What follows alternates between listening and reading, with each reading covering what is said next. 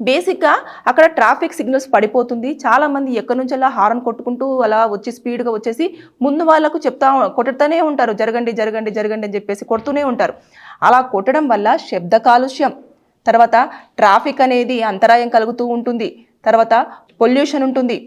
దాంతోపాటు ఇంకొకటి ఏంటంటే వృద్ధులు కానివ్వండి, పిల్లలు కానివ్వండి, ఎవరైనా కొంచెము ఆతృతగా ఉండేవాళ్ళు కానివ్వండి, కొంతమందికి శబ్దం వింటే చాలా ఇరిటేషన్ ఉండడం కానివ్వండి, ఇలాంటివి ఉన్న వాళ్ళకి ప్రమాదం జరిగే అవకాశాలు అయితే ఉంటాయి.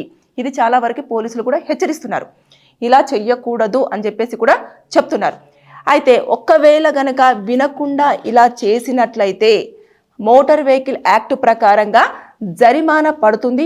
రిపీటెడ్గా చేసినారనుకోండి అప్పుడు కూడా ఖచ్చితంగా ఎక్కువ మొత్తంలో జరిమానా పడుతుంది. దాంతోపాటు ఒక 15 రోజుల పాటు రిమాండ్ కూడా పంపించే ఛాన్సెస్ ఉన్నాయి. ఇది ఎట్లా గుర్తిస్తారు ఏంటిదంటే ట్రాఫిక్ సిగ్నల్స్ దగ్గర ఖచ్చితంగా సీసీ కెమెరా ఫుటేజెస్లో మీ వెహికల్ ఉంటుంది, ఇబ్బంది కలిగితే అలా చేసే అవకాశాలు ఉంటాయి. ఇక్కడ మీరు ఏ సందర్భాలలో కొట్టాల్సి ఉంటుంది హారన్ అంటే ప్రమాదాన్ని నివారించడానికి.